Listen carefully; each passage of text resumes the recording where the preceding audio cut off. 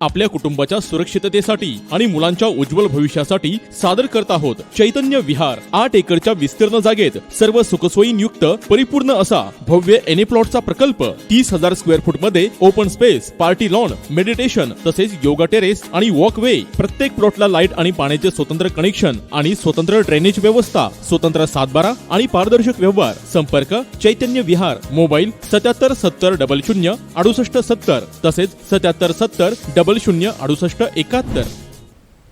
नमस्कार, मी ऐश्वर्या। स्थैर्य लाईव्ह मध्ये आपल्या सर्वांचे स्वागत आहे। प्राइम टाइम या विशेष बातमीपत्राद्वारे आपण दिवसभरातील घडामोडींचा आढावा घेत असतो, त्याचबरोबर एका विषयाचे विश्लेषण देखील करत असतो।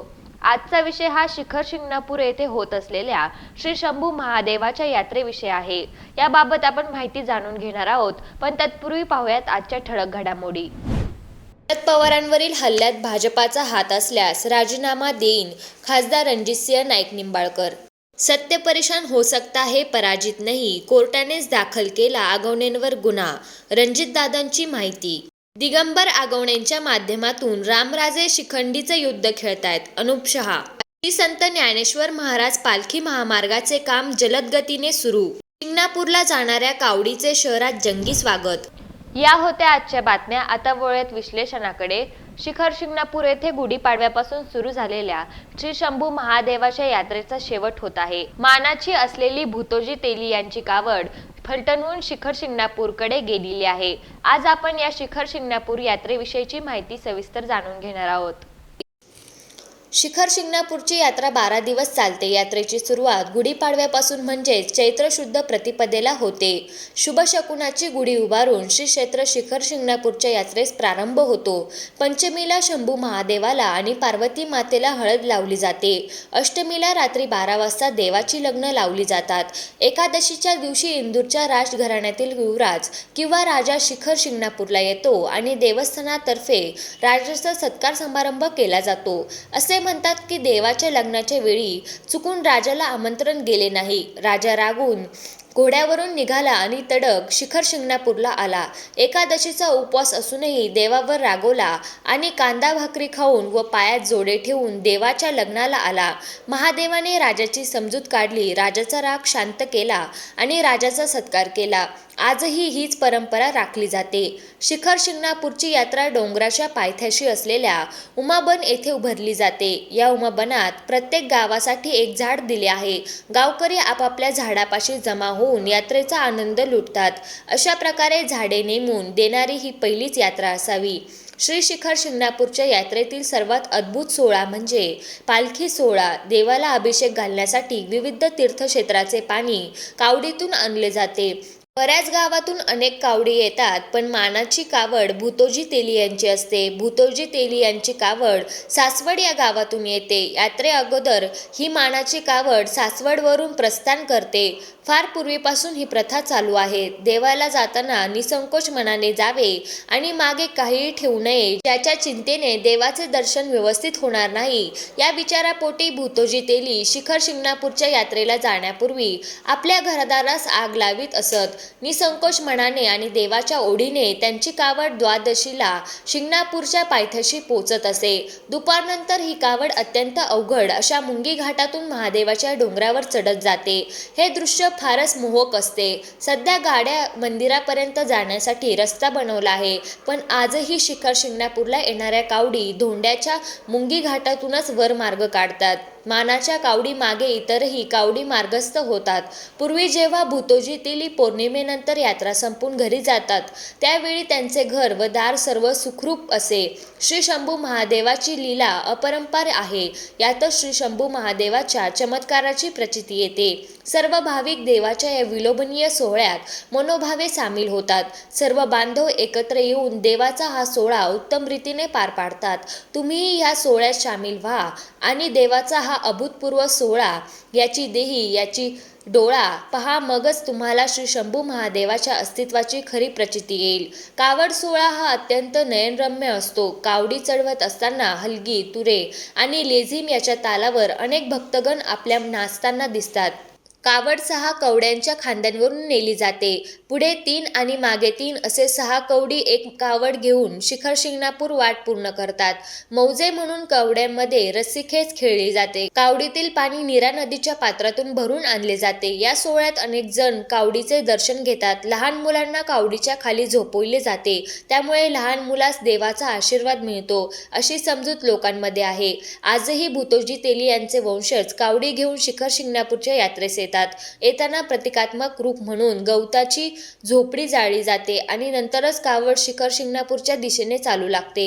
द्वादशीला रात्री 12 वाजता कावडीच्या पाण्याने देवाला अभिषेक केला जातो. त्यानंतर चिमणगाव तालुका कोरेगाव येथील पालखीची मिरवणूक काढण्यात येते.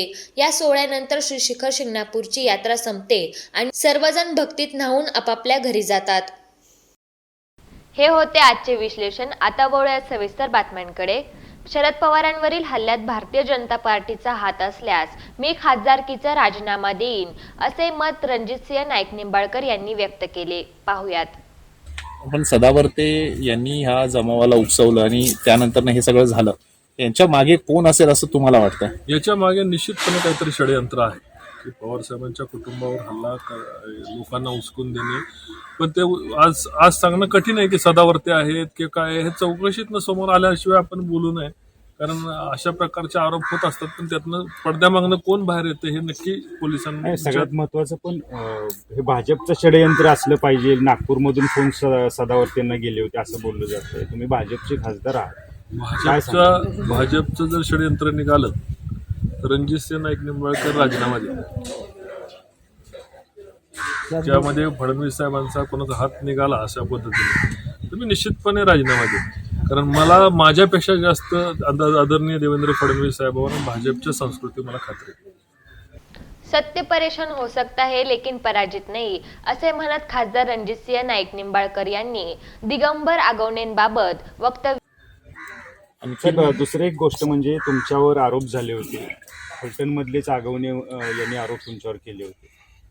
त्यांच्यावर गुन्हे दाखल होत आहेत फसवणुकीचे. काय सांगाल याच्यावर? मी त्याच्यावर एवढंच सांगेन की अचानकपणे ते मीडियाला समोर गेले आणि त्यांनी काय जे पुरावे मांडण्याचा प्रयत्न आणि मला ज्या पद्धतीला बदनाम करण्याचा प्रयत्न केला तो कट न्यायालयाने पोलिसांनी उधळला. मला एवढंच म्हणायचं आहे की सत्य परेशान हो सकता है, पराजित नाही. दिगंबर आगवणेंच्या माध्यमातून रामराजे शिखंडीचे युद्ध खेळतायत असा आरोप फलटणचे माजी विरोधी पक्षनेते अनुप शाह यांनी केलाय. पाहुयात. यांनी आरोप केले होते आणि तुम्ही आज जे पुरावे दिलेले याच्यावर. काही दिवसापूर्वी फलटण तालुक्यातील दिगंबर आगवणे यांनी सन्माननीय खासदार रणजितसिंह नाईक निंबाळकरांवर अनेक गंभीर तक्रारी दाखल केल्या होत्या. बेछूट आरोप केले होते. मनी लॉन्ड्रिंगपासून खोट्या केसेस करण्यापर्यंतचे आरोप केले होते. पण आम्ही न्यायव्यवस्थेवर विश्वास ठेवणारे असल्याने आम्ही सर्व कागदपत्रांनिशी पुराव्यानिशी पोलीस यंत्रणेला सर्व दाखवून दिलेलं आहे. त्यामुळे त्यात आम्ही आमचे निर्दोषत्व सिद्ध केलं आहे. उलट पक्षी दिगंबर आगवणे यांनीच आजपर्यंत जो गोलमाल केला, ज्या खोट्या प्रकार केले, त्याच्या विरोधात न्यायालयानेच आता त्यांच्यावर गुन्हा दाखल करण्याची आदेश केलेले आहे. वास्तविक पाहता दिगंबर आगवणे हे मोहरा आहेत. दिगंबर आगवणेंच्या पाठीमागे राज्याचे सर्वोच्च सभागृहाचे सभापती रामराजे नाईक निंबाळकर असून रामराजे नाईक निंबाळकर हे दिगंबर आगवणेच्या माध्यमातून शिखंडीचं युद्ध खेळत आहेत. ज्या राजवाड्यात बसून मालोजी राजांनी कोयना धरण बांधण्यासारखे विचारांना स्थान दिलं, त्या राजवाड्यात बसून कुटील कारस्थान रचण्याचा डाव रामराजांनी करणं निश्चितच निंदनीय प्रकार आहे. केवळ रणजितसिंह नाईक निंबाळकरांची समाजामध्ये वाढलेली लोकप्रतिमा, लोकप्रियता आणि त्याचवेळी आपली सभापतीपदाची जात असलेली खुर्ची यामुळं आलेल्या वैफल्यग्रस्त भूमिकेतून रामराजे असलं गलिच्छ राजकारण खेळत आहेत. राजकारण जरूर खेळलं जावं, ते सत्ताधारी आहेत, आम्ही विरोधात आहोत. समोरासमोर खेळू, सरळ पद्धतीने खेळू, जनतेत जाऊ, जनतेत आपण आपले मुद्दे मांडू, विकासाच्या प्रश्नावर बोलू, त्याच्यावर मतं मिळवू. त्याच्यात जो निर्णय होईल तो दोघांनाही मान्य करायचा आहे लोकशाहीमध्ये. पण असलं घाणेरडं कुटील कारस्थान करण्याचं राजकारण रामराजेंनी कळू नये. रामराजेंचा मागचा इतिहास जर बघितला तर त्यांनी छत्रपती उदयन महाराजांवर खोटे केस दाखल केली होती. आमदार व सध्याचे भाजपचे जिल्हाध्यक्ष सन्माननीय जयकुमार गोरे भाऊंवरही खोटी केस दाखल करण्याचा प्रयत्न केला. माझ्यावर स्वतःवर यापूर्वी त्यांनी खोटी केस दाखल करायचे प्रयत्न केलेले आहेत. मात्र प्रत्येक वेळी तोंडावर पडलेले आहेत. ते LLM असल्याने कदाचित त्यांना कायद्याचं ज्ञान जास्त असल्याने कदाचित ते निगेटिव्ह विचारसरणीतनं अशा गोष्टी करत असतील. माझं भारतीय जनता पक्षाच्या माध्यमातून त्यांना विनंती आहे, आपण सकारात्मक विचारसरणीत या. आपलं वय पाहता आपल्याकडनं ही अपेक्षा आहे. आपलं पद येतात जातात त्याच्यासाठी एवढं चिंता तर होणं गरजेचं नाही. लोकनेते हिंदूराव नाईक निंबाळकरांच्या नेतृत्वाखाली तयार झालेली आम्ही सगळी मंडळी आहोत आणि दादांचं नेतृत्व वाढतंय, तरुण नेतृत्व आहे आणि ही नियती आहे. श्री संत ज्ञानेश्वर महाराज पालखी महामार्गाला सहापदरी करण्याचे काम सध्या जलद गतीने सुरू आहे. पाहुयात. देशाचे रस्ते व विकास मंत्री नामदार नितीन गडकरी यांचा व भारतीय जनता पार्टीचा स्वप्नवत प्रकल्प असलेल्या श्री संत श्रेष्ठ ज्ञानेश्वर महाराज पालखी महामार्गाचे काम सध्या युद्धपातळीवर सुरू आहे. फलटण तालुक्यातील या कामाची गती पाहता हे काम आगामी वर्षभरातच पूर्ण होण्याची शक्यता आहे.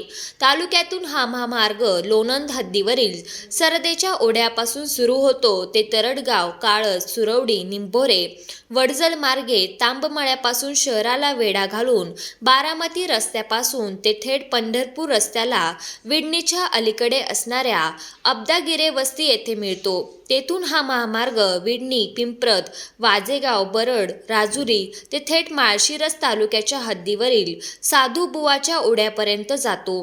फलटण तालुक्यातून जाणाऱ्या या सहापदरी महामार्गामुळे दळणवळणाला चालना मिळणार असून फलटणकर नागरिक या महामार्गामुळे खुश झाले आहेत. शिंगणापूरला जाणाऱ्या कावडीचे फलटण शहरात जंगी स्वागत करण्यात आले.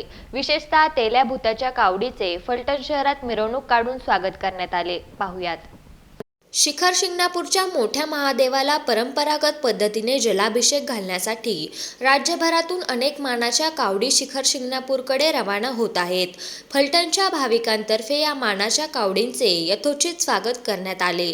कोरोनानंतर 2 वर्षांनी या कावडी आल्याने फलटणकरांनी उत्साहात कावडींचे गुलालाच्या उधळणीत स्वागत केले. शिखर शिंगणापूरची यात्रा 12 दिवस चालते. यात्रेची सुरुवात गुढीपाडव्यापासून होते. शुभ शकुनाची गुढी उभारून श्री क्षेत्र शिखर शिंगणापूरच्या यात्रेस प्रारंभ होतो. पंचमीला शंभू महादेवाला आणि पार्वती मातेला हळद लावली जाते. अष्टमीला रात्री 12 वाजता देवाचं लग्न लावलं जातं. एकादशीच्या दिवशी इंदूरच्या राजघराण्यातील युवराज किंवा राजा शिखर शिंगणापूरला येतो आणि देवस्थानातर्फे हे होते आजचे दिवसभरातील घडामोडींचा आढावा घेणारे प्राईम टाइम हे विशेष बातमीपत्र. विश्वासार्ह व वस्तुनिष्ठ बातम्यांसाठी पाहत राहा स्थैर्य लाईव्ह. जाधववाडी येथे प्रस्तावित रिंग रोड शेजारी गुंतवणुकीसाठी सुवर्ण संधी. तुमच्या स्वप्नातील बंगला साकार करण्यासाठी घेऊन येत आहोत जानूबाई सिटी कलेक्टर एनेप्लॉटचा भव्य प्रकल्प. शहरापासून अवघ्या 3 किलोमीटरवर मुबलक पिण्याच्या पाण्याची आणि विजेची सुविधा उपलब्ध. कर्ज सुविधा देखील उपलब्ध. संपर्क विनोद खाडगे, मोबाईल 705878 1212 आणि प्रवीण शिंदे 9765 140 260.